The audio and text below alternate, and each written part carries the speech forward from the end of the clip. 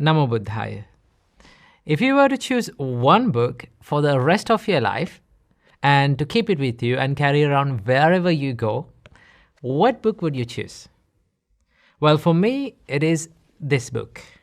This book has literally changed my life in many ways.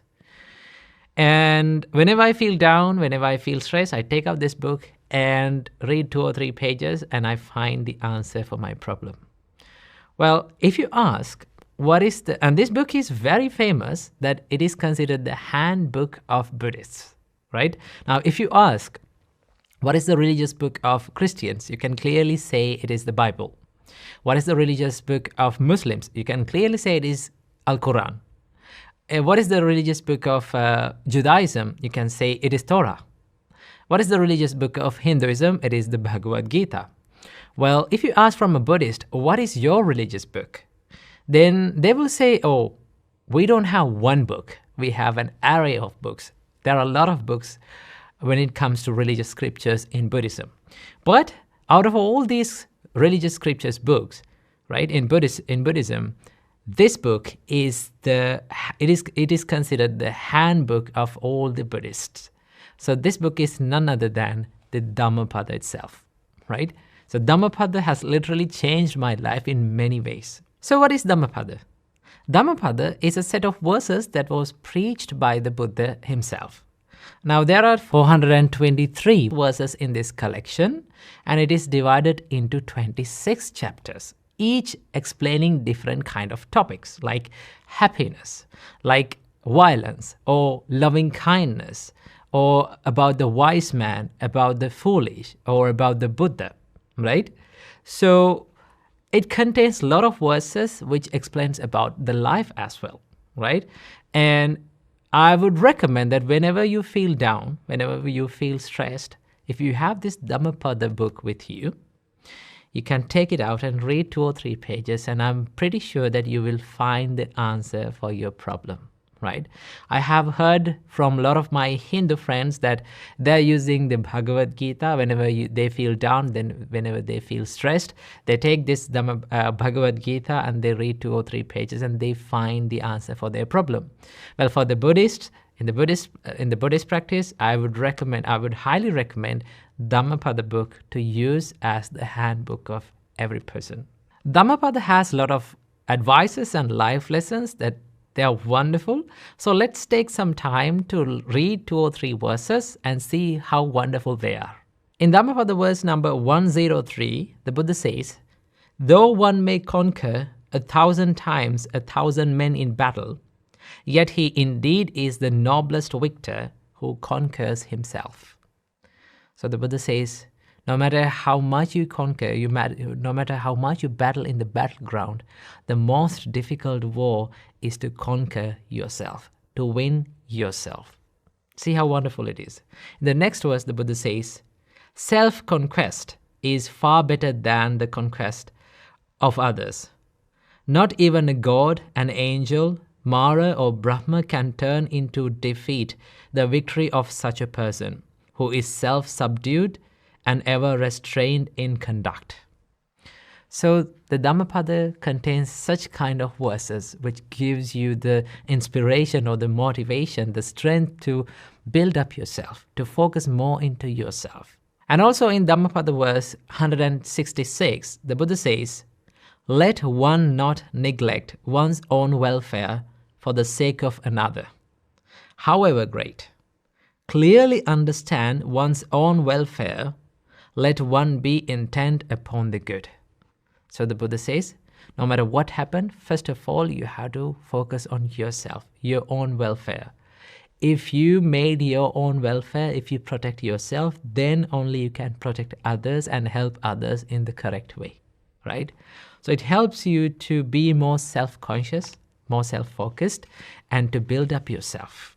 In verse number 290, the Buddha says, if by renouncing a lesser happiness, one may realize a greater happiness, let the wise man renounce the lesser, having regard for the greater. Now, I find this verse is so important and so inspiring, right? Because for me especially, when I'm living as a monk, sometimes I have found a little bit stressed out, like times where I feel down and stressed out. Right? Then I always think, okay, you're intending a greater happiness. You are going to achieve a greater happiness. Then you must be willing to let go of that lesser happinesses, cheaper happinesses, if you are focused on a greater happiness, right?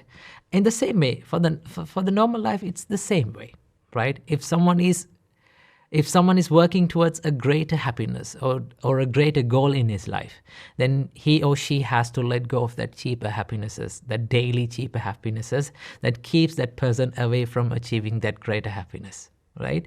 So Dhammapada contains such valuable and inspiring life lessons, advices. So I invite all of you to take this book, buy this book, or maybe find this book and read it, right? So I will link down below all the links that you need to read this book. You may find some PDFs. You may find some online links that I will provide some online links that you can read. And also, if you are willing to buy the book, right, buy the hard book, I will link down some links for that you can buy the book online, right? So when it comes to Dhammapada, there are lots of translations. But the translations that I would recommend is, the first translation is by Venerable Acharya Buddha Rakkhita, right? This translation is very good and very precise. It contains very high level of English, but it is very precise, right? And also, there's another translation that I would highly recommend. That is the translation from my teacher, Venerable Kiribati Goda Jnanananda Thero. In this book, you may find all the verses in the most simplest and easy to understand form, right? So if you can buy this book, and these are the two translations that I would recommend for all of you. So I invite all of you to buy or read it online or find PDFs and read these books, read this Dhammapada book, and then you will find a lot of valuable life lessons. So that is all for today. I wish you all, may you be healthy and may you live in peace. Namo Buddhaya. Namo Buddhaya. The other day when I was doing a speech, there came a question from the audience. The question said, no matter how much I planned the new year, I failed to achieve these goals at the end. What is the reason? And turns out this is a problem for many people. Right? We all plan the new year, we all plan in the beginning, but we fail at the end. What is the problem? The reason for this problem is we are trying to do more. But in reality, what makes your dreams come true, what helps you to achieve the goals in your life is not by doing more. It is by doing less. But it is a little bit contradictory to the society, the idea of the society, no? Because the society will say to you that do more and then you will achieve more. But in reality, to achieve more, you should not do more. You have to do less. Now, what do I mean by doing less? Doing less means doing something that is important. Removing all the unnecessary, unimportant things in your life and doing what is important. Giving the priority to what is important, what matters the most, right? And also, if you give this priority to what is important to you, right? If you ask the question, what is important to me in my life?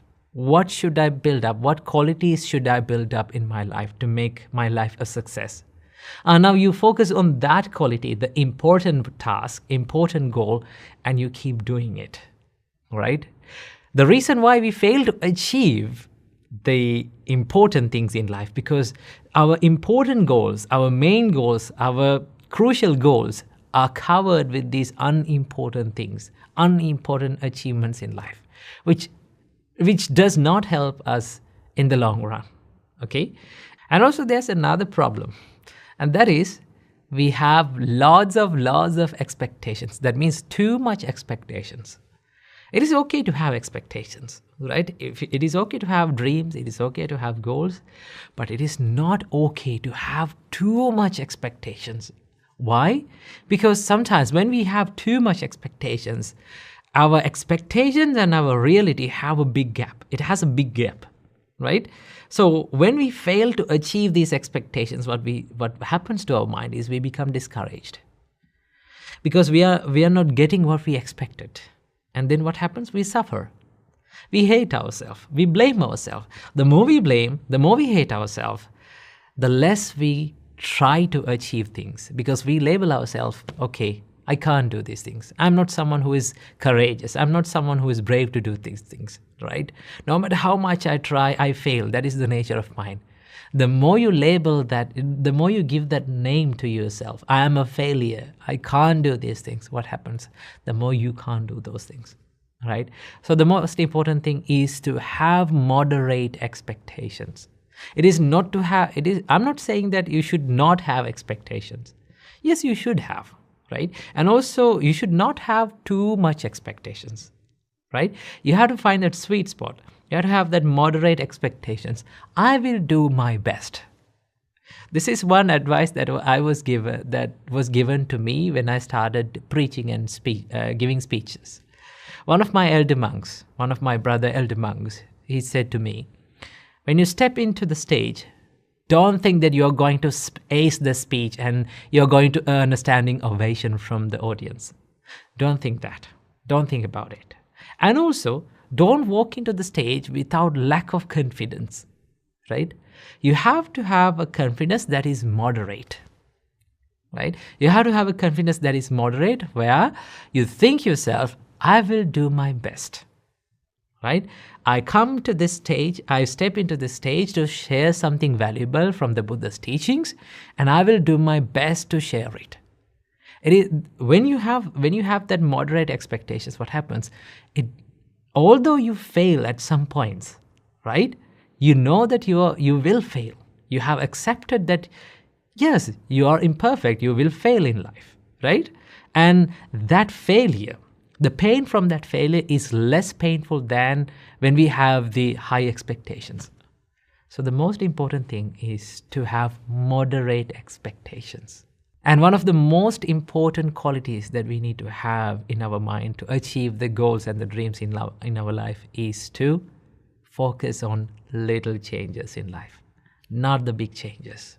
Most of the time people ask, like, how can I change my life in a bigger way? How can I make big changes in my life? To make big changes in your life, start from making little changes.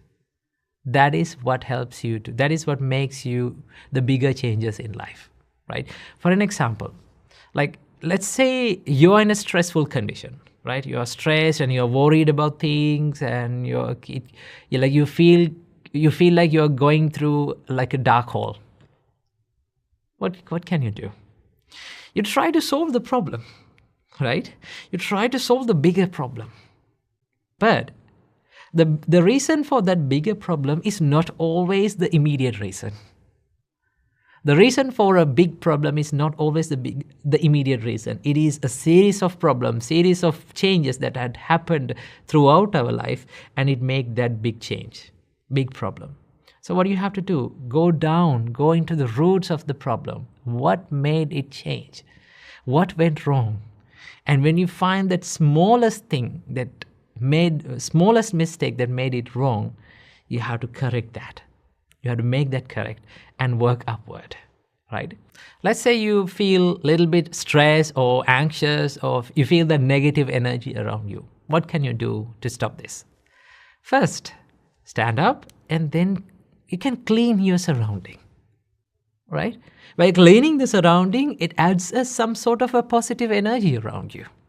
And after that, you can meditate a little bit. Clean yourself, clean your body a little bit, clean your clothes, right? Clean your surroundings. That positive energy will make a little bit of positive change in your life. And that positive change will lead you to make big changes, big positive changes in life, right? So one of the most important things is to focus on little changes, right?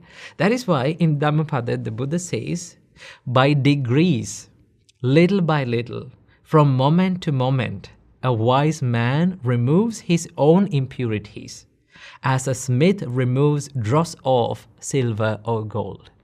Now, when a silversmith or a goldsmith, when he cleans the silver or like a block of silver or gold, he or she can't do it easily, right? It takes a big time, right? It takes a huge time to clean this block of gold, right? In the same way, little by little, you have to improve little by little, right? So that is why I found this wonderful quote that I read recently. It says, learn a little bit, apply a little bit, improve a little bit every single day. Isn't that wonderful? Learn a little bit, apply a little bit, improve a little bit every single day. That is what we have to do. So I invite all of you to learn a little bit and apply a little bit and improve a little bit and change a little bit in this new year. So I wish you all, may all of you be happy and healthy. Namo Buddhaya.